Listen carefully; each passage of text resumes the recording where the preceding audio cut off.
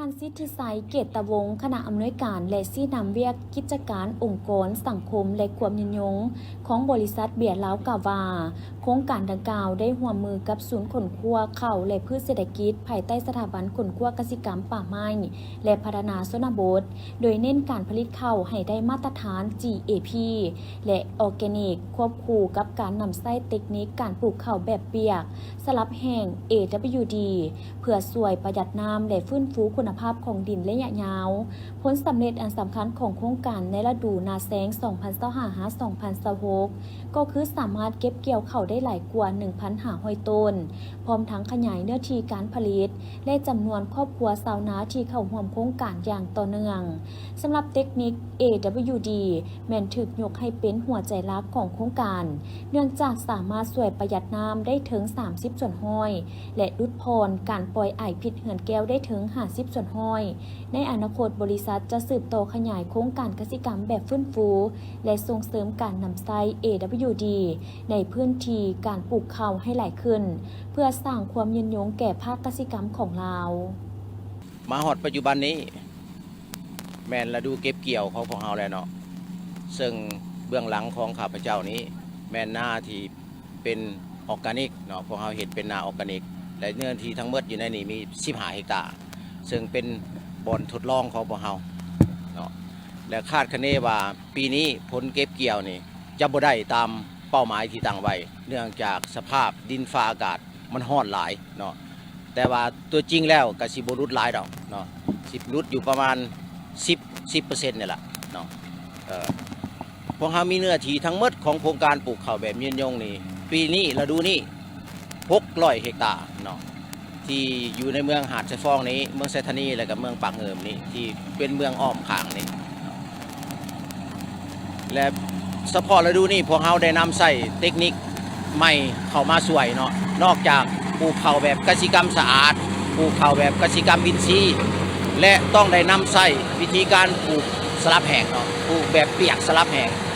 เป็นอย่างจึงปลูกแบบเปียกสลับแห้งเพราะว่าการปลูกแบบเปียกสลับแห้งนี้มันจะเป็นมิตรต่อสิ่งแวดล้อมเนาะ1และแมนมันลดพรการนำใส่น้ำลง 30% 2และแมนการลดพรธาตุเฮือนแก้วลง 50% ถ้าพวกเราเทียบใส่วิธีปกติที่ชาวนาของพวกเราเฮ็ดก็คือน้ำมันจะแช่อยู่ในไหนาหันตลอดเนาะแบบวิธีนี้พวกเขาจะสามารถลดพรต้นทุนได้หลายเนาะและเฮ็ดให้สมรรถภาพของเขาเนี่ยก็สูงขึ้นคุณภาพก็ดีเขาหรือว่าวัตถุดิบที่เขาได้แล้วเอาไปต้มเบียร์หันเป็นวัตถุดิบที่มีคุณภาพสูงเนาะและมันเป็นมิตรต่อสิ่งแวดล้อมอันนี้เป็นหลักหัวใจหลักของโครงการพวกเราอยากนำใช้วิธีการเทคนิคอันใหม่ๆนี้โดยสมทบกับภาครัฐเนาะก็คือทางศูนย์คนขั้วเขาเนาะและที่ขึ้นกับสถาบันหันเนาะเพิ่นได้ลงมาช่วยเป็นทางวิชาการในพวกเราและมีการฝึกอบรมให้ชาวนาเป็นประจำก่อนจะลงฤดูแต่ละฤดูนี้เนาะพวกเราจะมีการฝึกอบรมให้ความรู้เกี่ยวกับการปลูกข้าวอันใหม่ๆให้แก่ชาวนาและหลังจากให้ความรู้แล้วเวลาปลูกไปพวกเราก็ต้องได้ไปติดตามเขาเจ้าว่าเขาเจ้าเฮ็ดถูกต้องตามเทคนิคที่ได้กำหนดไว้หั่นบ่และคาดคะเนคร่าวๆเฮาสิได้ข้าวอยู่ประมาณจาก600 เฮกตาร์นี่ก็สิประมาณอยู่ตีซะเอา2.5 เฮกตาร์ซะ 2.5 ต้นต่อเฮกตาร์ซะเพราะว่าเนื่องจากว่าสภาพดินฟ้าอากาศนี่มันบ่อำนวยปานใดเนาะพร้อมนี้ฐานคำแสนสมพันธ์ดีห้องหัวหน้าห้องการกสิกรรมและสิ่งแวดล้อมเมืองปากเงิมให้ฮู้ว่าการนำใช้เทคนิค AWD ถือเป็นแนวทางที่สำคัญในการพัฒนากสิกรรมแบบยืนยงของสปป.ลาวเนื่องจากสามารถประหยัดน้ำลดพรผลกระทบต่อสิ่งแวดล้อมและช่วยให้ชาวนามีผลผลิตที่ดีขึ้นพร้อมกันนี้การร่วมมือระหว่างบริษัทเบียร์ลาวและชุมชนชาวนายังเป็นกลไกสำคัญในการถ่ายทอดความรู้พัฒนามาตรฐานการผลิตและสร้างตลาดรองรับผลผลิตให้แก่ชาวนาอย่างยืนยงข้าพเจ้าก็ต่างหน้าให้ของการเกษตรกรรมและสิ่งแวดล้อมเกี่ยวกับเปียกสลับแห้งนี่ก็ถือว่ามีผลดีหลายเพราะว่าอันหลักๆเป็นประหยัดน้ำอันที่สองมาผลผลิตเป็นเพิ่มแต่ว่าประชาชนยังบ่เข้าใจเกี่ยวกับเทคนิคตัวนี้หลายเนาะอยู่เมืองเขานี่เฮ็ดอยู่นี่จุดหนึ่งประมาณ15 เฮกตาร์แล้วไปเฮ็ดทดลองอยู่บ้านบางโพน42 เฮกตาร์ 59ครอบครัวโดยเฮ็ดเปียกสลับแห้งโดยแม่นนั่นน่ะการมาประสานงานของนาฟีแหละของกรมกองกันผลิตกสิกรรมแล้วก็พัฒนาธุรบทนั้นคือว่าเปียกสลับแห้งนี่มันมีจุดดีหลายหนึ่งละแม่นประหยัดน้ำหลักๆคือข้าพเจ้าเว้าอันที่สองผลผลิตสิหลายเนาะแต่ว่ามันมีปัญหาหลักๆเลยเป็นระบบชลประทานเวลาเขาปลาแห้งปัดสิเอาเปียกปัดจักทีเฮ็ดให้เขาเฮ็ดปิดระบบบ่ได้ฉะนั้นจึงเป็นปัญหาแต่ผ่านการทดลองมานี่อยู่นี่มันได้รับผลดีเนาะแต่อยู่บางโพนยังสรุปอยู่ยังประเมินอยู่ตามเมืองข่าวๆหันสิได้อยู่ประมาณ 60%ปัญหาเลยเป็นเรื่องปัญหาระบบชลประทานเอาบังคับน้ำบ่ได้ย้อนระบบจักสูบน้ำเนาะฉะนั้นเกี่ยวกับตัวนี้พวกเขาสิเป็นเทคนิคที่ว่าพวกเขาสิได้ขยายในทั่วเมืองก็พวกเฮ็ดได้ก็สิเป็นระบบแล้วมันมีชลประทานก็เฮ็ดได้พวกสลับเปียกสลับแห้งฝนนี่เขาคุมน้ำบ่ได้เด้ยากสำหรับตัวนี้นี่เป็นอันดีแล้วพวกเขาสิโฆษณาเผยแพร่แล้วก็เฮ็ดทดลองหลายๆให้ทั่วเมืองเขานี่แหละเพราะว่าเนื้อที่นาแสงเขามีอยู่ 1,665 เฮกตาร์เนื้อที่นาปีเขามีอยู่ 11,202 เฮกตาร์ที่ปฏิบัติอยู่นี่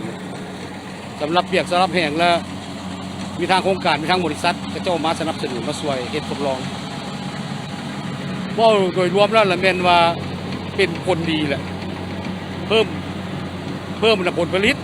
ประหยัดน้ำเนาะอันหลักๆมันเป็น2อย่างนี้เนาะก็สิมีคือจังซี่เนาะสำหรับเปียกสำหรับแห้ง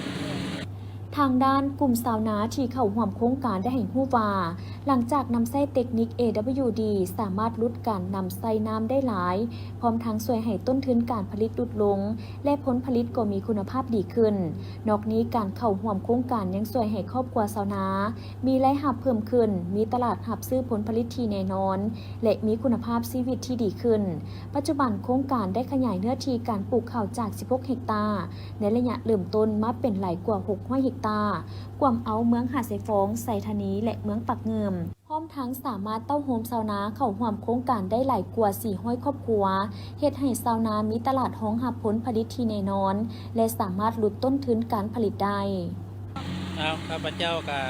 ซื้อเท่าบุญส่งวงประเสริฐเนาะซึ่งเป็นตัวแทนของชาวนาบ้านนาล่องอยู่ในกลุ่มผลิตเม็ดพันธุ์ข้าวในโครงการของการปลูกข้าวแบบยืนยงของโครงการโรงงานเบียร์เนาะผ่านมาเขาก็เฮ็ดปลูกข้าวเหนียวธรรมดาแล้วก็ขายตามธรรมดาบ้านเขาเนาะแต่ว่ามาเข้าโครงการแล้วก็ถือว่ามันเฮ็ดให้รายได้ของครอบครัวทันดีขึ้นเนาะเช่นว่าราคาตลาดเป็นราคามาตรฐานเนาะโครงการเป็นชื่อนะก็ตามละเอียดแท้กับเป็นราคากิโลนึง15,000เนาะเป็นข้าวเม็ดพันธุ์A3บัดนี้ตลาดมาตรฐานตัวนี้มันก็เฮ็ดให้ชาวนาเฮาผลิตข้าวขายได้คาดหมายเนาะเช่นว่าฤดูผ่านมาเนาะข้าพเจ้าก็ได้ข้าวอยู่9 ตนมาขายราคา15,000ก็ถือว่าได้อยู่140กว่าล้านเนาะฉะนั้นก็เป็นรายได้ของครอบครัวที่ดีขึ้นจากเขาปลูกข้าวเหนียวมาแต่ก่อนเนาะปัจจุบันนี้เขาก็ยังดำเนินต่อปลูกมาตามโครงการพื้นที่ระบุให้ปีนี้ก็คาดหมายจะปลูกได้อยู่ประมาณ10 เฮกตาร์เนาะแต่โควต้าที่เพิ่นซื้อเข้านี่ก็เป็นเข้าเป็นพันธุ์A3มาก็ประมาณอยู่15 ตันเฉพาะกลุ่มเขาเนาะก็ผ่านมาหันแล้วแม่นปลูกหลายได้หลายหันแล้วแม่นอิงใส่มันยังบ่ทันได้มีกำหนดในการปลูกว่าจะปลูกหลายซำใดให้พวกที่ว่าไปปลูกข้าวต้มเบียร์นะบัดนี้ในเมื่อระยะหนึ่งผ่านมานี่ปีกายนี้ถือว่าเข้ากันได้หลายถือว่าล้นสางเพิ่นก็ค่อยมีกำหนดให้ปลูกลดลงเนาะในคาดหมายตัวเลขก็เป็น600 เฮกตาร์รวมในโครงการเนาะฉะนั้นบ้านนาล่องเขาก็สิอยู่ประมาณอยู่200 เฮกตาร์ เจ้า เจ้าข้าพเจ้าซื้อนางสมหมัยจันทสุขเนาะก็คืออยู่กลุ่มผลิตข้าวเป็นสินค้าอยู่ที่บ้านนาล่องของพวกเขาฉะนั้นพวกเขาก็มีความรู้สึกดีใจที่ว่าได้รับคำถามเนาะข้อที่3ถือว่าการปลูกข้าวเปียกสลับแห้งเนาะฉะนั้นข้าพเจ้าก็เห็นความแตกต่างผ่านมาการปลูกข้าวแบบดั้งเดิมเนาะผ่านมาพวกเขาเลยเป็นพากันนำไส้น้ำมันยางหลวงหลายบัดนี้พวกเขาได้มาเรียนรู้เกี่ยวกับปลูกข้าวสำหรับสลับแห้งแล้วถือว่าเฮ็ดให้การปล่อยน้ำเสนาก็ถือว่าพวกเขาบ่ให้น้ำมันอยู่หลายบ่ให้มีน้ำหลายถือว่าเขาปล่อยให้น้ำแห้งหลังจากนั้นปล่อยน้ำแห้งแล้วพญาติมันก็จะบ่แทรกซ้อนเฮ็ดให้เขาพวกเขาแต่ก็เฮ็ดให้ความซื่นของเขาเนาะในนามันก็จะบ่มีการนั้นเฮ็ดให้แนวพันธุ์เฮ็ดให้ขอโทษละลายเฮ็ดให้ศัตรูพืชนามาแทรกซ้อนเนาะเพราะว่าเขาปล่อยให้นาแห้งก็ถือว่า1กับการรุดพรเนาะถือว่า30ส่วนห้อยเพิ่นได้ถือว่าเขาเฮ็ดให้นาพวกเขาแห้งก็ถือว่าผ่านมาพวกเขาเฮ็ดมีความแตกต่างระหว่างเฮ็ดข้าวเปียกสลับแห้งนี่ถือว่าได้รับผลดีหลายข้าวแตกโกอัน2มาอากาศก็มีการเข้าในนาเขาก็ถือว่าเป็นต้นเทวงามเนาะเฮ็ดให้ข้าวนาพวกเขาได้รับประสิทธิผลสูงเพื่อภาวะโลกร้อนพวกเขาก็ถือว่าการใช้น้ำนี่ก็ประหยัดต้นทุนหลายเนาะเพราะว่า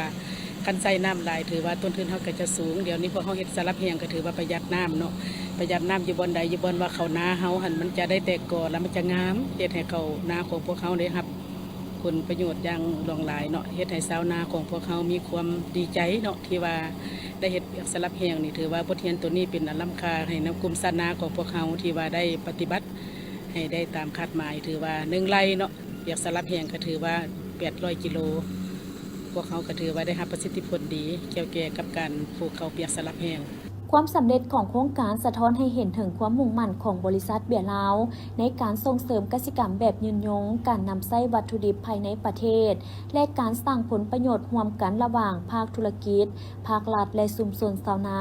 เพื่อพัฒนาภาคกสิกรรมของสปป.ลาวให้เข้มแข็งและยืนยงในอนาคต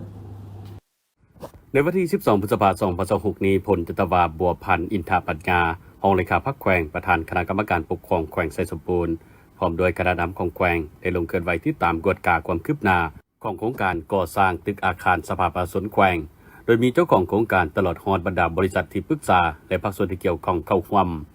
ในโอกาสนี้ผู้ตากหน้าบริษัท AT Auto จำกัดผู้เดียวซึ่งเป็นบริษัทที่รับเหมาก่อสร้างได้รายงานโดยย่อเกี่ยวกับการก่อสร้างตึกอาคารสภาประชาชนแขวงซึ่งการก่อสร้างโดยมีบริษัทวาลินเป็นผู้สำรวจออกแบบและเป็นที่ปรึกษามูลค่าการก่อสร้างทั้งหมด 45,978 ล้านกีบซึ่งการก่อสร้างบริษัทรับเหมาเก่าได้มีการจัดตั้งปฏิบัติเวียกใด 7,482 ล้านกีบสำระแล้ว 5,120 ล้านกีบมูลค่าค้างสำระ 2,362 ล้านกีบในนี้บริษัทรับเหมาใหม่บริษัท AT Auto มีมูลค่าสัญญา 39,262 ล้านกีบการจัดตั้งปฏิบัติหน้าเวียกมาฮอดปัจจุบันแม่น 38,782 ล้านกว่ากีบมูลค่าสำระปัจจุบัน 37,500 ล้านกีบมูลค่าค้างสำระตามสัญญา 1,762 ล้านกว่ากีบพร้อมทั้งเสนอดัดแก้มูลค่าโครงการเพิ่มขึ้นใหม่ 86 ตื้อกว่ากีบแม่นำใจราคาหัวหน่วยกิจการก่อสร้างและซ่อมแปลงเคหสถานของกระทรวงโยธาธิการและขนส่งฉบับปรับปรุงเลขที่ 27901 ยทค.ลงวันที่ 9 ตุลาคม 2024มาเป็นบนเองในการคิดไล่มูลค่าโครงการในปัจจุบันสนันมูลค่าโครงการดัดปรับใหม่รวมทั้งหมด125 ตื้อกว่ากีบปัจจุบันเอกสารการดัดแก้มูลค่าโครงการแม่นอยู่นำกระทรวงการเงินกำลังเสนอต่อกับสภาแห่งชาติหับห้องซึ่งบางปัจจุบันการจะตั้งปฏิบัติได้60 ส่วนห้อยของมูลค่าสัญญาโครงการพร้อมเดียวกันนี้ท่านประธานคณะกรรมการปกครองแขวงพร้อมโดยคณะได้ถือโอกาสดังกล่าวลงติดตามกวดกาความคืบหน้าของโครงการก่อสร้างตึกอาคารกองทุนพัฒนาแขวงไซสมบูรณ์และโครงการก่อสร้างตึกอาคารแผนกโยธาธิการและขนส่งแขวงตึกอีในโอกาสดังกล่าวท่านประธานคณะกรรมการปกครองแขวงยังได้เน้นหนักให้บริษัทผู้รับเหมาก่อสร้าง และทุกภาคส่วนที่เกี่ยวข้องจงหีบฮอนจะตั้งปฏิบัติบรรดาหน้าเวียกที่กล่าวมานั้นด้วยความรับผิดชอบสูงและสืบต่อปรับปรุงบางหน้าเวียกที่เห็นว่ายังบ่ทันละเอียดให้ได้รับการแก้ไขหัดกลุ่มดีขึ้นด้วยการก่อสร้างให้ยึดถือคุณภาพเป็นหลักไปเคียงคู่กับความวิจิตรสวยงามเพื่อเฮ็ดให้ตึกอาคารมีความทนทานและเพื่อให้โครงการนี้สำเร็จตามแผนการที่วางไว้ทางรับประกันห้อยส่วนห้อยที่11 พฤษภาคม 2026 กรมสวยสาอากรกระทรวงการเงินได้ต้อนรับการมาเคลื่อนไหวของคณะวิชาการจากกรมสวยสาอากรกระทรวงการเงินสาธารณรัฐสังคมนิยมเวียดนามนำโดยท่านเลืองงอกเธอหัวหน้าแผนกคุ้มครองสวยสาอากรเลข1กรมคุ้มครองวิสาหกิจขนาดใหญ่กรมสวยสาอากรหัวหน้าคณะโดยให้เกียรติต่างหน้าต้อนรับของท่านคำพันธ์พันธุลักษณ์ว่าการหัวหน้ากลุ่มสวยสาอากรพร้อมด้วยหัวหน้าห้องหัวหน้าแผนกและพนักงานวิชาการเข้าร่วมการมาเคลื่อนไหวของคณะวิชาการกลุ่มสวยสาอากรสาธารณรัฐสังคมนิยมเวียดนามในครั้งนี้ภายใต้การร่วมมือของทั้ง2กระทรวงการเงินสาธารณรัฐประชาธิปไตยประชาชนลาวสาธารณรัฐสังคมนิยมเวียดนามทั้งเป็นการสืบโตและสร้างแผนการร่วมมือประจำปี 2026 และแผนการร่วมมือ 2026 หา 2030 ระหว่าง2กลุ่มสวยสาอากรลาวและเวียดนามจึงได้สมทบและเป็นเอกภาพกันในการจัดตั้งดำเนินกองประชุมวิชาการครั้งนี้เพื่อเป็นการเก็บกำข้อมูลสภาพการจัดตั้งปฏิบัติเวียกงานสวยสาอากรตัวจริงของสาธารณรัฐประชาธิปไตยประชาชนลาวในปัจจุบันและปรึกษาหารือร่วมกันให้มีความเป็นเอกภาพในการกำหนดแผนกิจกรรมและหัวข้อแลกเปลี่ยนบทเรียนทางด้านวิชาการที่จะบรรจุเข้าแผนร่วมมือและจัดตั้งปฏิบัติต่อหน้าฉะนั้นจึงได้สุ่มใส่บรรดาหน้าเวียกหลักเป็นต้นแมนเก็บกำข้อมูลรูปแบบการจัดตั้งปฏิบัติเวียกงานวิชาเฉพาะและพื้นฐานโครงสร้างระบบไอทีของแขนงสวยสาอากรและแขนงการอื่นที่ติดพันของสาธารณรัฐประชาธิปไตยประชาชนลาวศึกษาการจัดตั้งปฏิบัติตัวจริงในเวียกงานคุ้มครองสวยสาอากรที่ติดพันกับกิจการหันซื้อขายคำน้ำมันเสื้อไฟอสังหาริมทรัพย์และเอกภาพต่อการร่วมมือ 2026 หา 2030 นำอีกพิธีปาฐกถาจัดขึ้นในวันที่ 13 พฤษภาคม 2026 ที่ศาลประชาชนสูงสุดโดยให้เกียรติปาฐกถาของพลโทแสงนวลสัญราชเลขาคณะบริหารงานพรรคประธานสาพันธ์นักรบเก่าแห่งชาติลาวมีทานไพวีศรีบัวลีภาเลขาคณะบริหารงานพรรคประธานศาลประชาชนสูงสุดห้องประธานพร้อมด้วยบรรดาพนักงานราชการเข้าร่วมพลโทแสงนวลสัญราชได้ยกให้เห็นประวัติความเป็นมาของการพาวงปิดล้อมของกองพันที่2ในวันที่ 18 พฤษภาคม 2 มิถุนายน 1959 ในค่ำคืนวันที่ 18 พฤษภาคม 1959 ภายใต้การบัญชาของคณะกองพันแต่ละกลุ่มกองพร้อมด้วยครอบครัวพนักงานนักรบทั้งหมดได้ถอนทัพไปทางทิศบ้านโตนน้าแทงหนองเตอร์แล้วเข้าป่าไปทางทิศบ้านไม้ทิศตะวันตกเฉียงใต้ประมาณ 15 กิโลเมตรอย่างปิดล้อมมาฮอด 7 โมงเช้าของวันที่ 19 พฤษภาคม 1959 ศัตรูได้บุกเข้ายึดอาวุธกองพันที่ 2แต่พวกเขาตกสะเงอพออยู่ในค่ายมีแต่ความมิดเงียบว่างเปล่านับทั้งเหือนห้องแถวครอบครัวพนักงานทหารก็บ่มีคนพร้อมนี้ก็ยังได้ยกให้เห็นความหมายความสำคัญซึ่งการพาวงปิดล้อมของกองพันที่ 2แมนไซสนาอันใหญ่หลวงของกำลังประกอบอาวุธเฮาที่อยู่ใต้การนำพาของภาคเป็นเหตุการณ์ประวัติศาสตร์อันสำคัญของชาติของภาคของกองทัพเฮา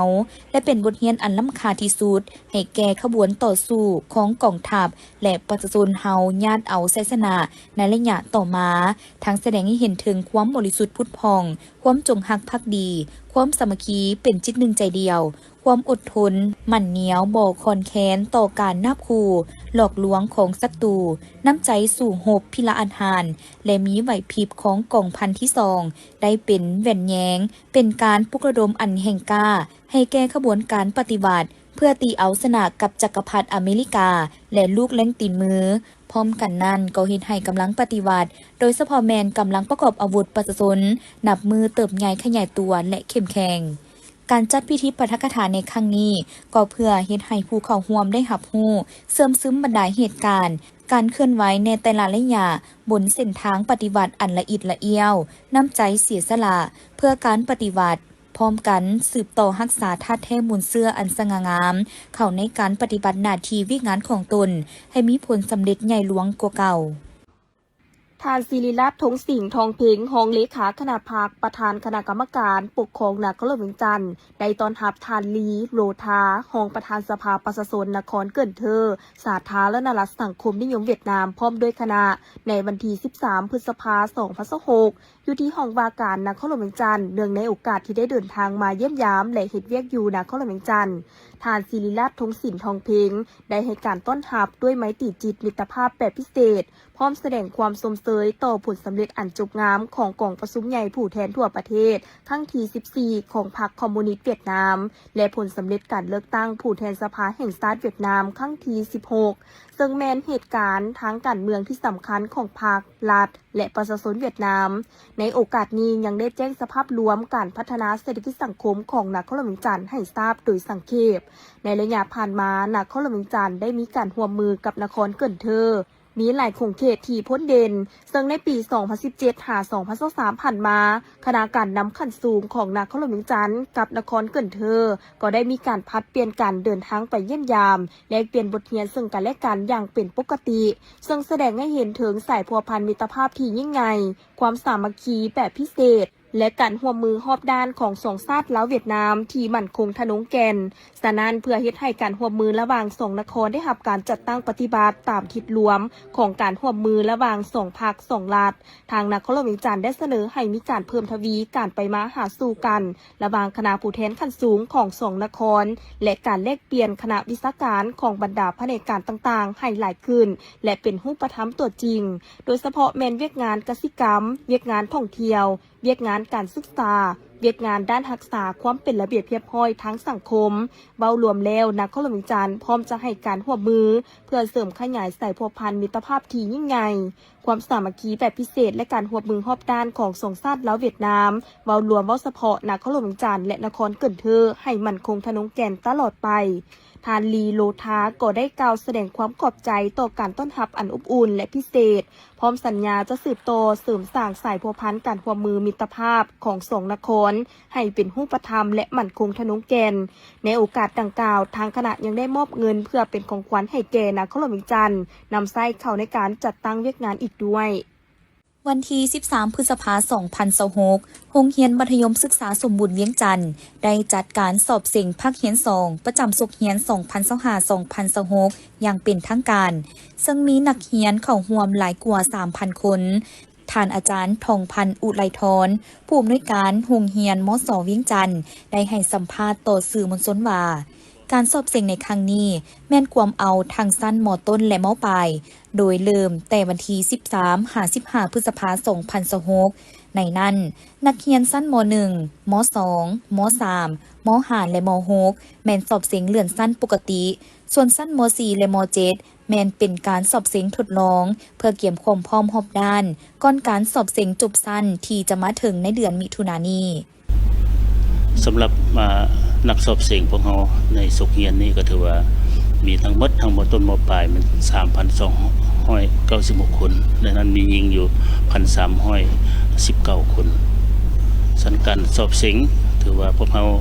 จะมีการสอบเสียงมอเรือนเนาะมอเรือนนี่สันมอเรือนนี่ถือว่าเขาจะเสียงแบบมีผสมผสานละมีอัตนัยและปรนัยอัตนัยนี่เขาจะใส่ตัวเลขมัน 60%และปรนัยมัน 40% สำหรับมอเรือนเนาะแล้วก็สำหรับม.4 ม.7 แม่นเฮาสิ่งทดลองอันนี้ทดลองกับแบบให้นักเรียนสิ่งคือกับสิ่งจบสั้นในเดือน6นี่แหละเนาะเป็นปรนัยหมดถือว่า40 ข้อคือกับสิ่งจบสั้นเลยเนาะม.4 ม.7 ของเฮาซั่นภายหลังที่เฮาสอบสิ่งแล้วก็เฮาจะมีตารางเนาะเพื่อให้ครูเฮามากวดบทเป็นวันที่18 19ถือว่ากวดบทให้สำเร็จจากนั้นนะพวกเฮาก็สิได้แจ้งถึงลูกหลานนักเรียนผู้ที่ว่าสิ่งตกหรือลด5คะแนนเนาะแล้วลด5ละเนาะจะมาสิ่งคือทั้งม.4 ม.7 พวกเฮาหลังจากสิ่งทดลองแล้วเฮาก็เป็นสืบต่อเฮียน รียนปกติให้มันจบหลักสูตรของเขาเจ้าเนาะม.4 ม.7 แล้วจากนั้นตอนแรงพวกเขาก็สิมีบำรุงม.4 ม.7 15 โมง 56 โมงทุกๆมื้อเลยเนาะภายหลังที่ว่าเขาจบโครงการหลักสูตรม.4 ม.7 แล้วก็ถือว่าไอ้นั้นนักเรียนม.4 ม.7 พวกเขาจะเรียนหนักเลยบำรุงหนักเนาะถือว่ามืดมือเลยปะนะจะเศร้าอ่อนแรงเลยเพื่อให้เขาเจ้าได้มีความรู้ที่จะไปสอบสิ่งให้ได้คะแนนสูงนะจบสั้นม.4 เป้าหมายของเขาก็อยากให้ได้ 100% เนาะม.7 ก็ได้ 100% แล้วก็เป้าหมายของเขาในคะแนน7ขึ้นเมื่อก็ให้ได้80 90หรือว่า%นะเนาะแล้วไปประกาศแดงพวกเขาก็ตั้งเป้าไว้ถึงว่าจะบ่ได้เท่าปีกายพวกเขาก็คาดว่าจะหลายเนาะนี่ก็ถือว่าสำคัญเนาะเรื่องระเบียบเนาะขั้นก่อนจะฮอดมือสิ่งวันนี้พวกเขาก็ได้เผยแพร่ระเบียบโดยให้ครูประจำห้องไปเผยแพร่ระเบียบอยู่ในห้องเนาะและทั้งคุ้มครองนักเรียนพวกเขาก็ได้เผยแพร่เช่นกันแล้วก่อนจะเข้าสิ่งวันนี้พวกเขาก็ได้ให้ครูยามไปเผยแพร่อีกเนาะสนับถือว่าเรื่องระเบียบนี่เขาก็ถือเป็นสำคัญนั่นแหละสักเรียกห้องให้ผู้ปกครองระยะสิ่ง3 มื้อนี้เนาะ13 14 15นี้ให้ผู้ปกครองติดตามลูกหลานเนาะในการมาสอบเสียงและอันใดที่ว่าลูกหลานผิดระเบียบการนุ่งถือเบาหรือว่าทรงผมต่างๆเนาะแล้วปึ้มบิ๊กซอแล้วก็เบิ่งสวยทางโรงเรียนให้มันครบก่อนจะออกเงินเนาะก่อนจะมาสอบเสียงนั้นแล้วก็เบิ่งสำคัญเรื่องโทรศัพท์พวกเขาก็ห้ามเนาะถ้าว่าระยะเสียงนี้ถ้าลูกหลานเอามากายบ่มาเล่นพวกเขาก็สิได้เอามาศึกษาอบรมมาแล้วเนาะตักเตือนให้ผู้เกี่ยวสั่นก็เฮียห้อยทั้งผู้ปกครองเบิ่งสวยเนาะเรื่องโทรศัพท์ต่างๆนี่ล่ะ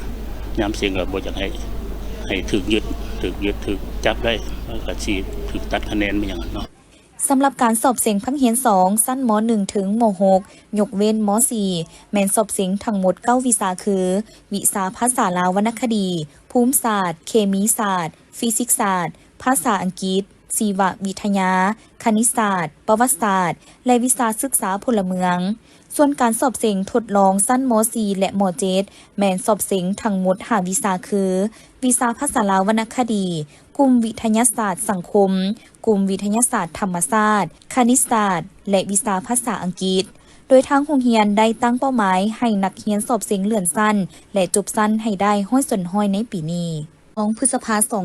2026อยู่ที่ห้องการคณะพักนครหลวงฮานอยได้มีพิธีพบปะระหว่างคณะผู้แทนขั้นสูงนครหลวงจันทร์สาธารณรัฐประชาธิปไตยประชาชนลาวและคณะผู้แทนขั้นสูงนครหลวงฮานอยสาธารณรัฐสังคมนิยมเวียดนาม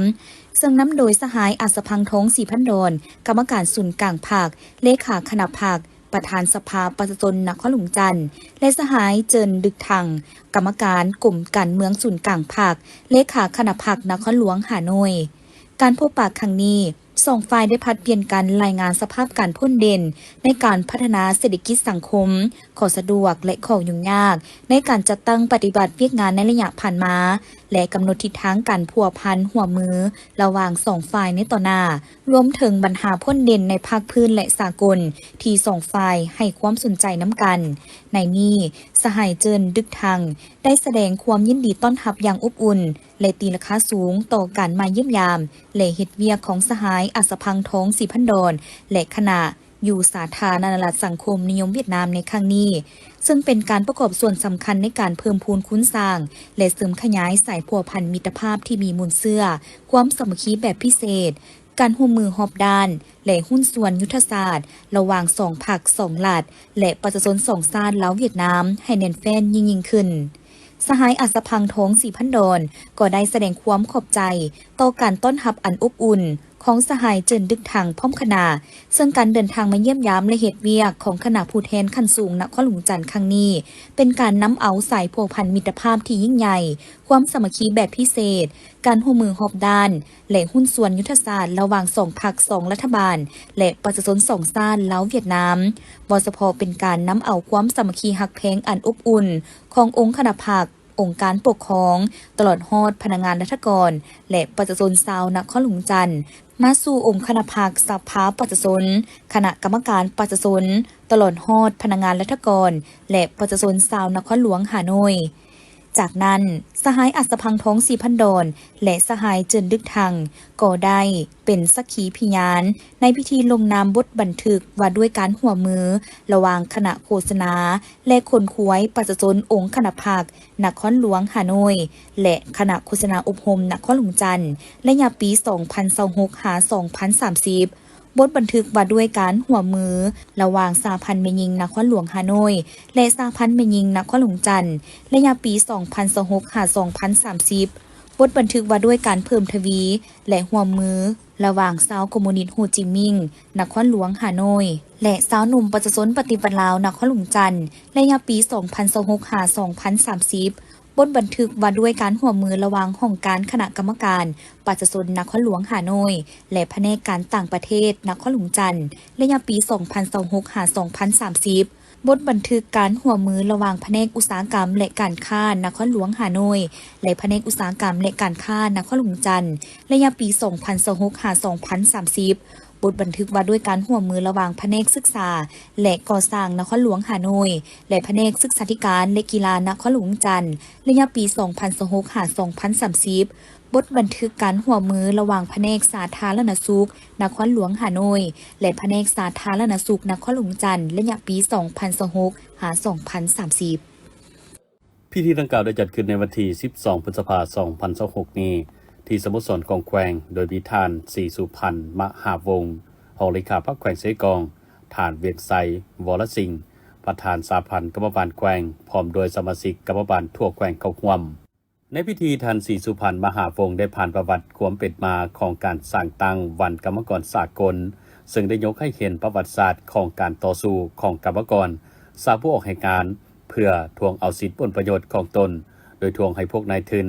ต้องยอมรับโมงเวลาเฮ็ดเวียกมื้อหนึ่งบ่ให้เกิน8ชั่วโมงและให้ได้พักผ่อนอีก8ชั่วโมงและมีโอกาสหำเฮียนยกระดับความรู้ของตนพร้อมทางทวงให้พวกนายทุนเพิ่มเงินเดือนขึ้นตื่มและเอาใจใส่เบิ่งแยงดูแลการเป็นอยู่ของสาวผู้ออกให้การให้ดีกว่าเก่าต่อกับสภาพการดังกล่าวปี 1889กองประชุมพรรคคอมมิวนิสต์สากลครั้งที่ 2ได้ไขขึ้นที่นครหลวงปารีสประเทศฝรั่งภายใต้คำขวัญมื้อหนึ่งเฮ็ดเวียก8ชั่วโมงและกำหนดเอาวันที่ 1 พฤษภาคม 1886เป็นวันกรรมกรสากลพร้อมกันนี้ก็ได้ยกให้เห็นกระบวนการเติบใหญ่ขยายตัวของชนชั้นกรรมกรลาวเฮา